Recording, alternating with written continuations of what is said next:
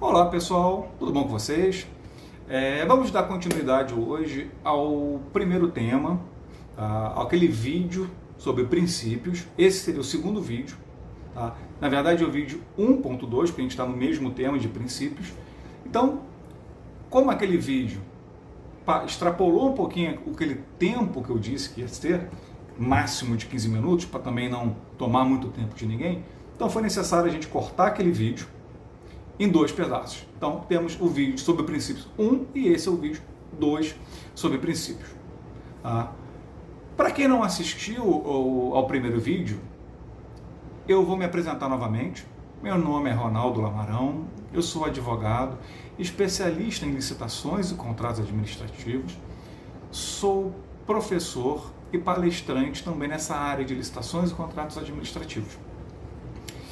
Tenho uma empresa de consultoria, logicamente focada em licitações e contratos, que presta assessoria para as empresas que participam de licitações.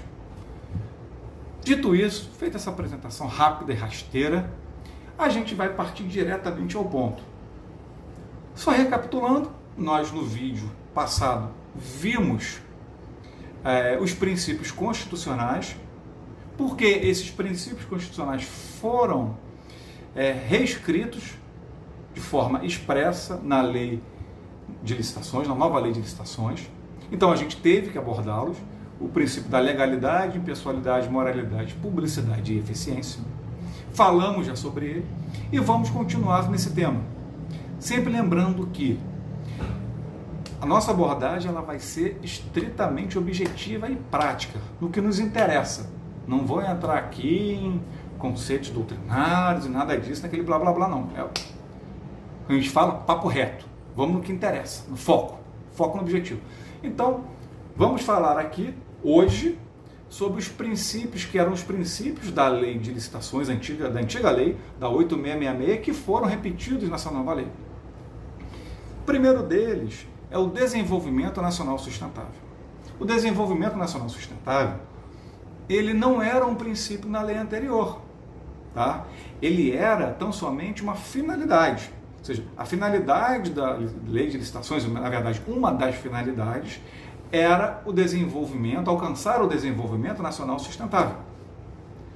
Ocorre que atualmente o legislador, ele mudou, ele alterou a lei e disse o seguinte, não, ele não vai ser mais uma finalidade, eu vou alçar essa finalidade ao nível de princípio. Ou seja, será um princípio da nova lei de licitações o desenvolvimento nacional sustentável.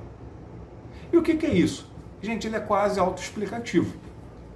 Mas basicamente ele é você estimular a economia, estimular a contratação, fazer crescer o Brasil e ao mesmo tempo preservando o meio ambiente. Então, é você equalizar, tá, o desenvolvimento econômico com a preservação do meio ambiente. Isso é o desenvolvimento nacional sustentável. É essa equação.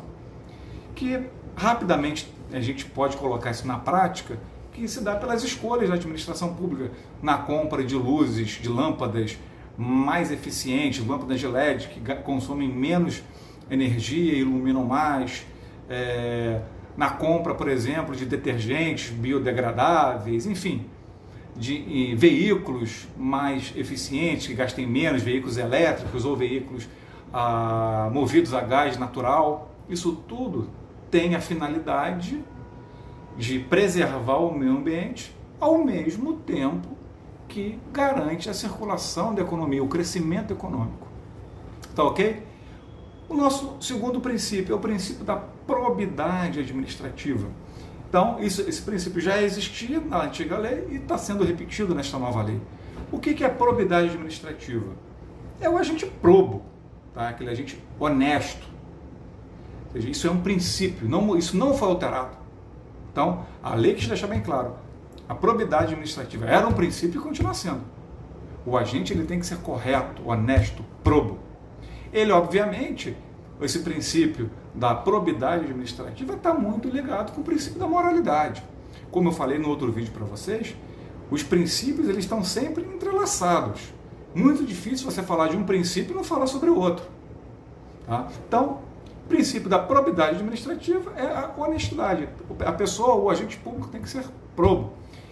E o outro princípio, o princípio da igualdade, que nada mais é do que uma forma do princípio da impessoalidade. Ou seja, um princípio da isonomia. Quando eu falo isonomia, é sinônimo de igualdade. Se a pessoa falar no princípio da igualdade ou falar no princípio da isonomia, é a mesma coisa. Então, eu tratando os licitantes de forma igual, eu estou sendo imparcial. Mais uma vez, vejam como é que esses princípios eles se correlacionam. Então, eu estou sendo probo, eu estou sendo honesto, eu estou obedecendo a moralidade. Viram como tudo está entrelaçado? Então, o princípio da igualdade também nada mais é do que você tratar aquelas pessoas de forma igualitária. O direito conferido a um determinado licitante deve ser conferido aos demais licitantes, ok? Isso aí é a regra.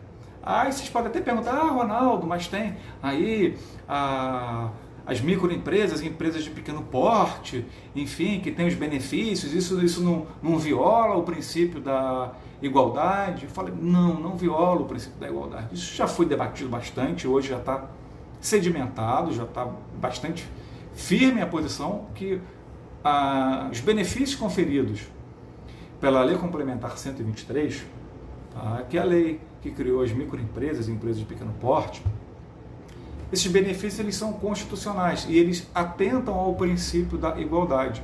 O legislador, o que ele buscou? Ele entendeu que a microempresa e a empresa de pequeno porte, elas eram figuras mais frágeis na competição se comparado com uma empresa de grande porte ou de médio porte. Ela não teria a mesma capacidade econômica, ela não teria o mesmo prazo de pagamento, enfim, tudo isso. Então, o que ela fez? Ela criou regras para igualar aquela relação, ok?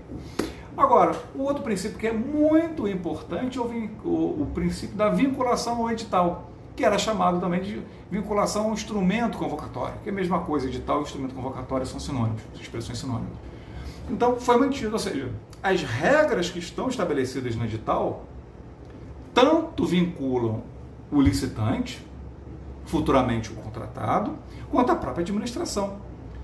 Todas as partes, administração de um lado e licitante do outro, todos eles devem seguir, tá, o princípio da vinculação ao instrumento convocatório.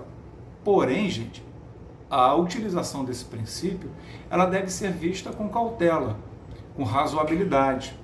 Tá? Isso a gente vai ver mais à frente, a questão da razoabilidade. Mas é o bom senso. Ou seja, não posso interpretar um edital de forma restrita, cega, até mesmo que a gente pode falar, desculpa, mas burra. Porque, por exemplo, o edital prevê a proposta deve vir em papel timbrado do licitante. Tá. Eu mandei a proposta em papel A4 comum, sem timbre nenhum. Tem diferença? Não, gente, não tem qualquer diferença. Ah, mas o edital está prevendo, tudo bem, mas aí você pergunta, qual o prejuízo que teve dessa regra não ter sido atendida?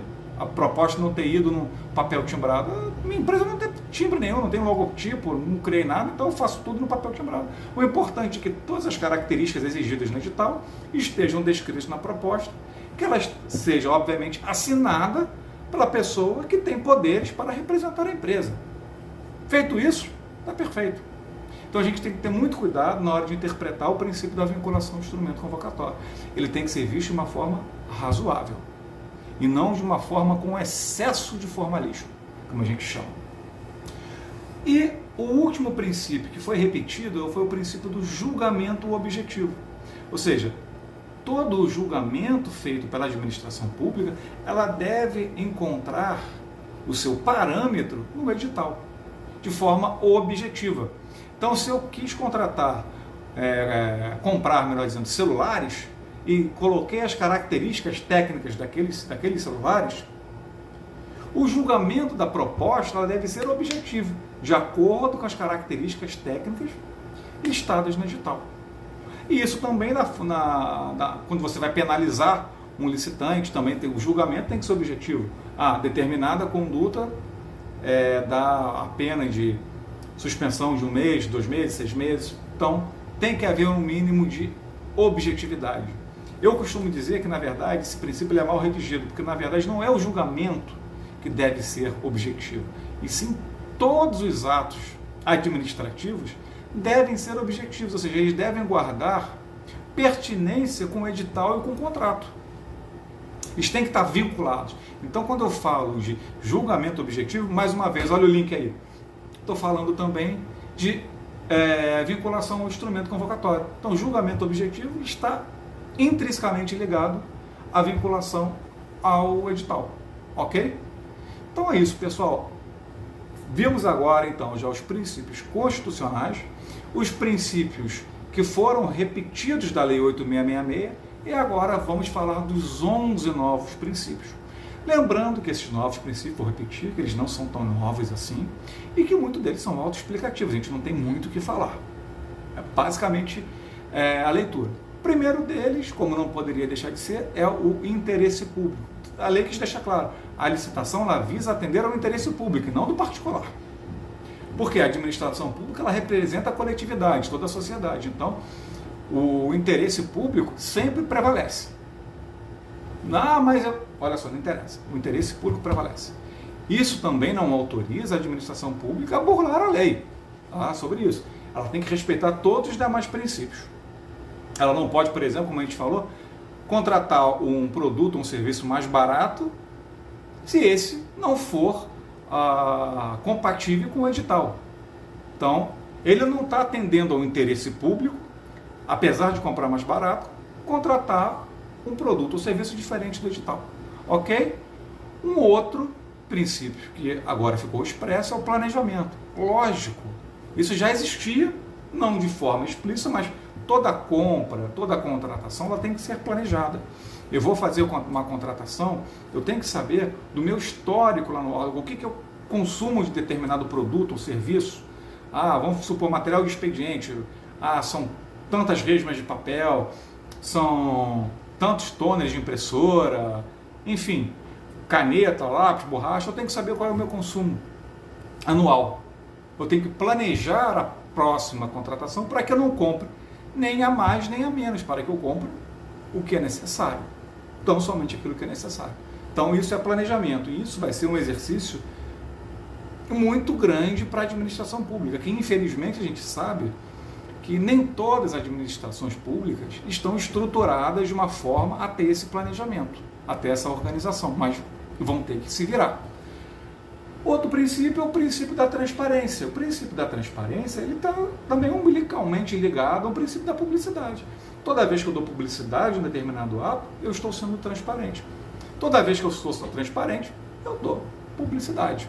Então, é a mesma face de uma moeda, ou seja, não tem, poderia até ser suprido, mas ele quis, mais uma vez, fazer um reforço. Então, ou seja, a administração pública tem que ser transparente no seu trato com os demais licitantes e com toda a sociedade. Tá? Porque vamos lembrar que todo aquele procedimento da licitação, ele é público. Então, ele tem que existir total transparência. Ele fala também do princípio da eficácia, não confundir eficácia com eficiência. Desculpa. A eficácia, ela está ligada ao resultado, enquanto a eficiência está ligada ao agente. Ou seja, o agente público adotou determinados mecanismos que garantiu uma eficácia naquela determinada contratação. Então, ou seja, aquela contratação foi eficaz, porque o agente foi eficiente. Ok? Então, a eficácia ela está ligada ao resultado, enquanto a eficiência está ligada ao agente público. Façam essa distinção, mas o conceito, a ideia é basicamente a mesma coisa. Segregação de funções, isso é muito importante. Já existia um princípio da segregação de funções, porém ele não era necessariamente obedecido. Muitas das vezes na administração pública não existia ninguém para fazer um determinado edital, um determinado termo de referência, e como o pregoeiro é aquela pessoa que tem um conhecimento técnico maior, tudo ia lá para o pregoeiro, para ele se virar e fazer tudo. Não, o pregoeiro tem que só manejar o pregão. faz mais nada, ele faz o processo de compra. Ele não é responsável pela elaboração do termo de referência, ele não é responsável pela fiscalização do contrato, ele não é responsável pelo pagamento. O princípio da segregação de funções, ele ordena isso. Ele diz de forma ampla, genérica, né? Cada macaco no seu galho. Ou seja, você é responsável por fazer o termo de referência, você vai fazer o seu termo de referência, mas não é você que vai fazer a licitação. Quem faz a licitação é o pregoeiro, que não faz o termo de referência, e assim sucessivamente. Então, é o princípio, como eu falei, de cada macaco no seu galho. Ele, na verdade, ele garante uma especialização maior da administração pública, ok? Temos também o princípio da motivação. O que é a motivação? Nada mais é do que você fundamentar as decisões. Ou seja, todas as decisões já tinham que ser fundamentadas. E agora, sempre teve, na verdade, e agora a lei só trouxe de forma expressa. Então, qualquer decisão, inabilitei, desclassifiquei determinada empresa, ele tem que dizer o porquê, qual o motivo, qual é a fundamentação daquela decisão. Quando eu falo em motivação, lembre-se sempre quando eu falo em motivação, lembre-se sempre de fundamentação, ok? O princípio da segurança jurídica, que é um princípio também muito importante, ou seja, evitar decisões contraditórias. Por exemplo, se eu inabilitei um determinado licitante por um motivo A, e se o licitante B cometeu o mesmo erro, eu tenho que também inabilitá-lo, pelo mesmo fundamento. Tá? Aí, mais uma vez, tudo correlacionado. É o princípio da publicidade disso, da moralidade, da eficiência, todos eles estão correlacionados. Ok? Então, gente, a gente sabendo muito bem manejar a segurança jurídica, a gente vai evitar decisões conflitantes. Porque, infelizmente, às vezes é muito comum a gente ver, por que para determinado caso, vamos supor, na justiça, o juiz garantiu um direito, no caso idêntico, outro juiz não garantiu o direito. Ou seja, não há uma segurança jurídica. Então, a gente tem que sim garantir essa segurança jurídica, e isso está expresso hoje na nova lei de licitações. O princípio da razoabilidade. O que é ser razoável? Tá? Mais uma vez, assim, entre parênteses, um conceito jurídico indeterminado, mais ou menos. Tá? Eu vou falar junto, tá? Em conjunto, razoabilidade e proporcionalidade, porque eles também estão muito interligados. Então, quando eu falo de razoabilidade, basicamente estou falando de adequação. Aquela medida que eu tomei está adequada para alcançar o determinado fim que eu quero? Está adequada, então ela é razoável. Tá? É bem simples. E proporcionalidade? A proporcionalidade, ela tem a ver, mais ou menos, tem uma regrinha, tá? Que aí vai ser chato, eu tenho que falar. Que ela é... O princípio da proporcionalidade, ele se divide em três: adequação, necessidade e proporcionalidade em sentido estrito. Então, primeiro, você tem que, para saber se determinada decisão ela é proporcional, você tem que ver se ela é adequada. Ela está adequada com o ordenamento jurídico? Está adequada. Então, passamos do primeiro ponto. Então, se ela já também está adequada, ela também já é razoável. Então, o primeiro ponto é similar aos dois. Vamos no segundo. Ela é necessária? Nesse caso concreto, apesar de ser adequada, essa decisão ela é necessária? Essa atitude é necessária? Se ela for necessária, você tem que avançar para o terceiro nível. Se não for, já para por aí, porque a futura decisão já não vai ser proporcional. E o terceiro nível, que a gente chama que é a proporcionalidade, no sentido estrito, ou seja, proporcionalidade naquele caso concreto, a gente vai ter que fazer o jogo. Se eu fizer tudo isso, vai adiantar alguma coisa no final? Vai ser proporcional? A pena que eu vou dar, por exemplo, uma penalização por um determinado licitante, e já viu que ela é adequada, ela é necessária porque ele cometeu a falta, mas será que ela está proporcional realmente à gravidade da falta cometida por ele? Foi o quê? Foi um mero atraso de um dia que não causou prejuízo nenhum. Então a gente tem que dar uma pena menor. Não, essa pena causou agora um estrago muito grande na imagem da administração pública, um prejuízo financeiro muito grande. Não, a pena dele tem que ser mais elevada. Ok? Então isso é você ver a proporcionalidade. E os dois últimos princípios são o princípio da celeridade e da economicidade. Celeridade, gente, ele já existia no pregão, só que ele só estava atrelado ao pregão. Hoje, como o legislador trouxe esse princípio da celeridade para o ordenamento jurídico, na verdade ele está dizendo que todo ordenamento ele tem que ser célere, rápido, o mais rápido possível. Tá? Isso não quer dizer atropelar direitos, tá? Nem a fase, nem etapas. Ele tem que ser o mais rápido possível, respeitando todo o procedimento e todos os direitos.